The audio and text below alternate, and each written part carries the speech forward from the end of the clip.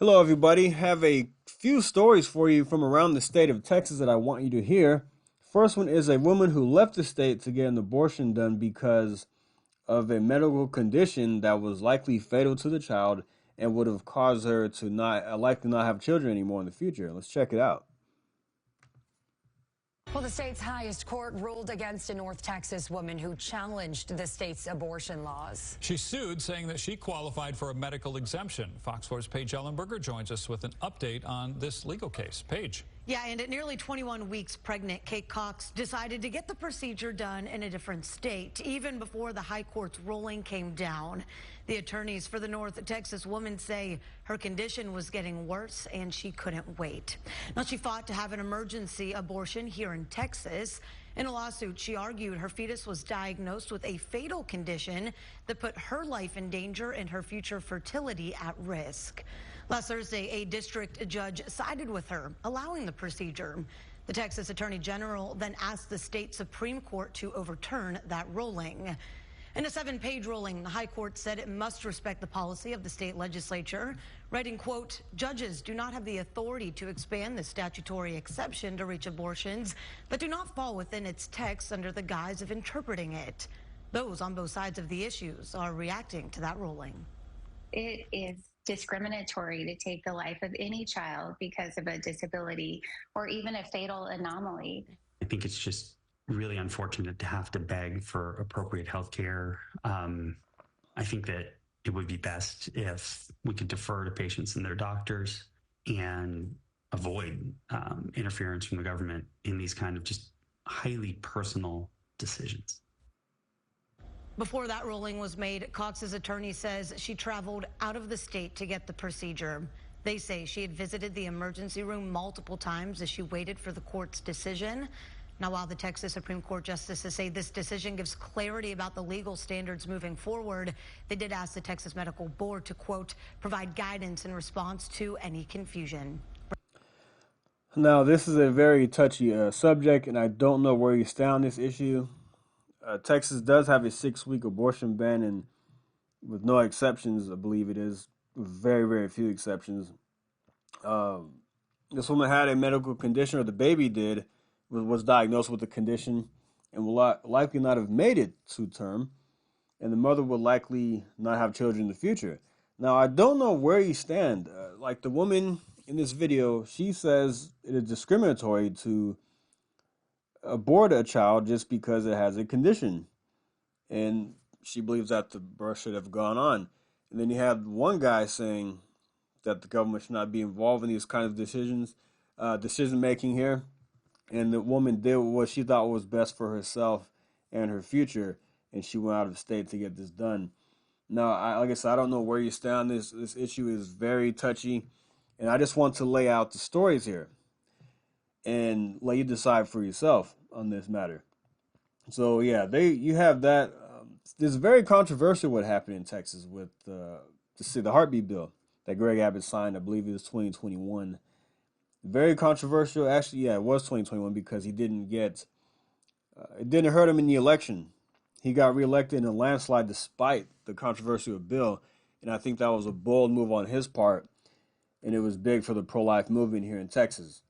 So I don't know, like I said, I don't know where you stand on that, but if you let me know in the comments, do you think that was right for her to do? Do you think that the state should have allowed it to happen? Or, it's the law. Like, that's why the Supreme Court struck it down. The judge doesn't have the authority to just expand the law as it's written. But yeah. Other news, as I mentioned last week, Sheila Jackson Lee was running for mayor for the city of Houston, and she has been defeated in a horrible landslide. Let's check it out. Lee got smashed in her run for Houston mayor after collecting some very serious endorsements. This is one to feel good about here.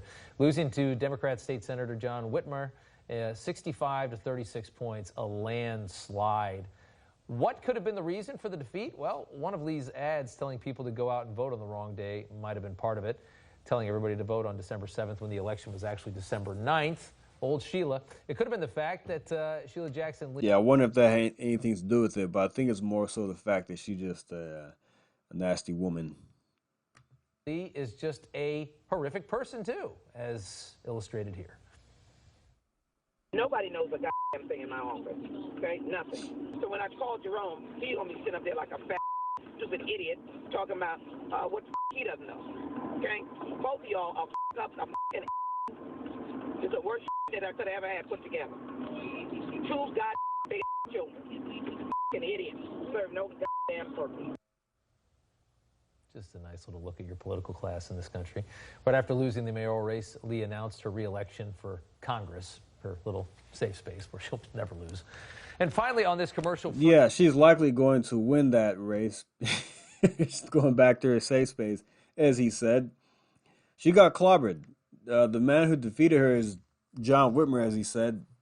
He was a state senator here in Texas. Apparently, this guy is a moderate Democrat.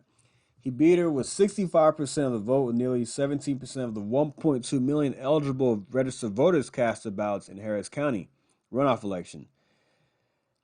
Now, like I said, he apparently is a moderate Democrat. He was on, I believe it was the Criminal Justice Committee in the state Senate, and he wants to bring more police officers to the city of Houston. He also does not. He's also wants to bring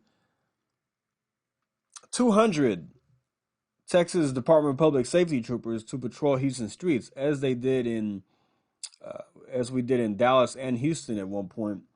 And from my understanding, from what I read, had great results in bringing down crime and reducing that response time from police, because there was a bigger force there to respond to traffic things or whatever it was, break-ins, domestic violence calls. Texas DPS agents were able to respond to these a lot quicker. More police officers you have, the better you can handle things in your city. Now, I'm for this because, like I said, I think it brings great results, and it brings some of the crime down there. Now, GOP donors were supporting this guy, which is very telling because he's a Democrat, but if you had to choose between him and this lunatic, nasty woman, Sheila Jackson Lee, GOP donors wanted this guy to win. And Greg Abbott congratulated him on his victory, which tells me that he was also rooting for this guy to win as well. Now, we'll see what happens. He wants to bring crime down, and that was a big issue for Houston voters, is that they wanted the candidate to focus on crime, because crime is a local issue and affects your everyday life, or it can. So I do hope this guy can bring some sanity to the streets of Houston. And Houston's not super far left like LA or New York is, and he even said that himself in his victory speech. He says, we're not just great, we're special. We're not New York, we're not LA, we're not Chicago. We fix our problems. From day one, we will have transparency. You will be able to talk to your mayor from day one. And that is good. Look, politicians do a lot of talking, but we want to see results. I don't live in Houston. I live in DFW, but Houston is a very big city in the country. I think it's fourth largest overall. It's huge for the state, huge for the state economy. And I want to see that city thrive. A lot of people have been moving there, so that's a good thing that people want to be somewhere. But we want to see some of that crime come down. We want Houston to thrive. We don't want it to go the way of Chicago or LA. I don't think it will, because you have a lot of Republican voters there. Greg Abbott won over 40% of the vote in Harris County. He did very well in Houston, and it looks like a lot of Republicans may have voted for this guy, from my understanding. So let's wish him luck. And like I said, he is a Democrat, but let's hope he gets things done for the city. Next, I want to talk about illegal immigration. An illegal alien murdered a high school student, a high school cheerleader. Let's check it out. It's a sad story. A step toward finding justice for 16-year-old Lisbeth Medina. 23-year-old Rafael Romero is behind bars tonight, charged with capital murder just days after the teen was found dead in her mother's apartment.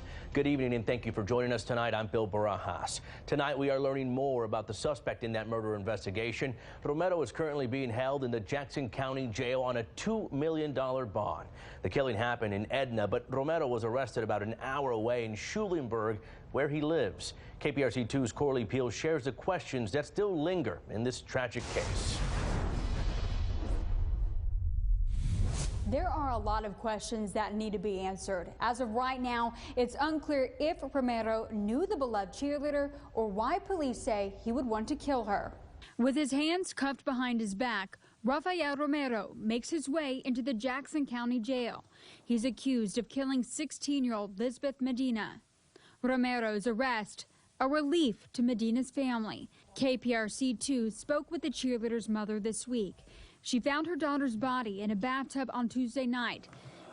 Such a sad situation. You hate to see stories like this.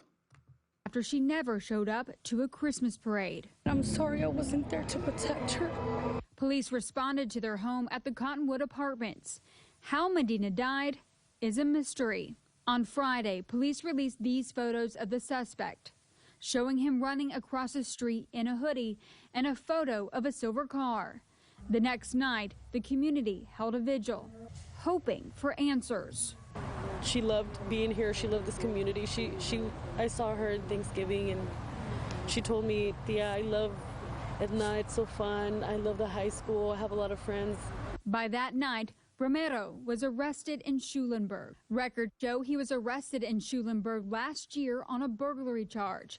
He pleaded no contest. Medina's mother says their home was broken into a couple weeks ago, but she did not believe it was connected to her daughter's death. They had taken just small things that I would call petty stuff because it wasn't even worth anything. With Romero behind bars, Medina's family is hoping for justice. We have been in contact with Medina's family. They didn't wish to speak on camera tonight, but her mother posted on social media saying their prayers have been answered. Edna police say Romero's arrest was possible with the help from the community, Medina's family and friends, and the Texas Rangers. Corley. Now, this is tragic not only because a mother lost her 16-year-old daughter. It happened right before Christmas. I mean, it alone in itself is very tragic. And the one thing they failed to mention in this video here is that he is an illegal alien. Edna police reported, says, with countless hours put into this investigation, we were able to locate an undocumented male subject identified as Rafael Goval Romero. And a detainer has been placed on him. He will be transferred to ICE, and they will look at a $2 million bond for this guy. He won't be getting out. And I hope he is prosecuted to the fullest extent of the law. And this is exactly why we cannot have illegal immigration in this country, because of situations like this right here. I have no problem with people coming into the country. That is not an issue. But we want you to assimilate. We want you to obey the law. We want you to come in the right way. That's it. Simple. There's nothing wrong with people wanting to be American. We have lots of different backgrounds here in this country. Now, that brings me to my next topic here. The Texas Military Department is installing new barriers to get people from crossing over to the state country. Let's check it out. I'm Captain Chris Daniel, SRT-1 OIC. As the OIC, I kind of manage the team. I get the orders that come down from the J3 on where we need to place sea-wire, do road improvements, any engineer work. My primary area is the valley, so I do from Frontone down to Brownsville. However, we are supplemented across the border as needed. But right now we're focused here in Brownsville. We have the team, we've been putting in, as you can see, a bunch of wire here on the bank of the river to try to slow down some of the crossings that are happening here. So this is the ACB, or the anti-climb barrier. It's a 8-foot by 12-foot gates, fences that we're able to string together here. We're going to reinforce it with sea wire on it as well to make it even more anti-climb. So this is going to be a little more beneficial for us. What we've been seeing here in Brownsville, which I think is actually unique to this area, is there's a heavy amount of cutting. We have bad actors that are coming over, opening up the wire, allowing traffic to move through, even as we lay more wire in. With this ACB reinforced with the C wire, it's going to slow that down a little bit. They're going to have to do a lot more cutting to get through the ACB. They obviously can't manipulate it by pushing it down or putting clothes on it. And then climbing it would be a very hard task for them to complete. So what we're trying to do is create a barrier that's going to allow Task Force South, DPS, and whoever else is down here, some of the drone teams, to be able to hopefully intercept those bad actors, stop them from being able to manipulate these barriers and move traffic through. So we have it up here up top, and you can see it's double layered with the C-wire on the bottom, but the guys are working on placing more C-wire on the anti-climb barrier to reinforce that barrier as well. All right, now I like that. I like this idea here because you're adding a fence which is going to make it hard. It's an anti-climb fence. As you can see, it's kind of vertical instead of, and it makes it difficult for you to climb. And you're also putting wire at the bottom and on top. So is it going to be 100% effective? No. But is it going to help? Yes. Anything helps. Any kind of deterrent will help this. Will help this problem we're seeing at the border. I do like this idea a lot. I think it could be pretty effective. As you can see, as you saw in the video, they're laying down a bunch of wire. They put it at the top. So people try to climb it. It's going to be difficult too because you see this right here. And then they're going to come into this wire at the bottom. Then they'll be met with it at the top. And then you have these barriers right here to keep them from pushing it over. So yes, and then it'll give time to agents to respond, law enforcement to respond to this, to people who are trying to get over.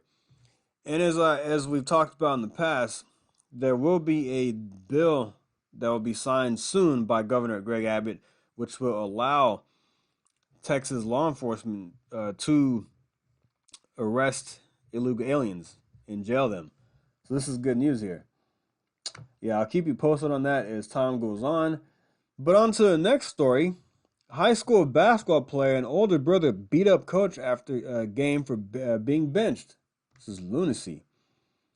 Texas high school basketball player attacked his coach in a parking lot after he was benched for unsportsmanlike conduct during a game earlier that night. Jevin Allen, 17 years old, and his 22-year-old brother, Jarek, who was also allegedly participating in the beating, arrested December 5th for the assault of the coach that left the coach with injuries to his head, neck, face, and arms.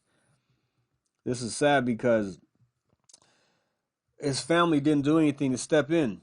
It says the relatives confronted the coach and the fight escalated with Jevin allegedly punched him in the face, the sheriff's office said. His brother immediately joined in, with the two pummeling the victim until another coach and several bystanders stepped in to break up the fight. Now, this is just stupid. It says both suspects ran off after the attack. After reviewing surveillance footage and speaking to witnesses, deputies found and arrested both brothers who were charged with assault on a public servant. They were released from Montgomery County jail after posting $23,000 bonds each. Wow. Who got these two knuckleheads out, man? Who got these? This is crazy. Now, look, you just be a good sport. Be a good sport. If you're playing basketball, you're losing, whatever it is, you don't like something somebody did, just handle it with class and don't say anything or let the referees deal with it. Then you get benched, and then you get pissed off at your coach if you have a temper like this lunatic, and you beat up the coach. It's nonsense. And then the family members didn't do anything to stop it. They encouraged it. This is a result of bad parenting. This ridiculous stuff. But last but not least, Texas schools dropped woke Scholastic book fairs. This is fantastic news. New family-friendly alternatives are now available. It says schools across Texas are dropping Scholastic book fairs over the company's woke agenda and are choosing more family-friendly competitors. The newest entrant to the market, Sky Tree Book Fairs, was created as an alternative to the sexually explicit content distributed in Scholastic book fairs. This is what I'm talking. This is great because this is the parallel economy at work. So you have alternatives away from this woke leftist nonsense.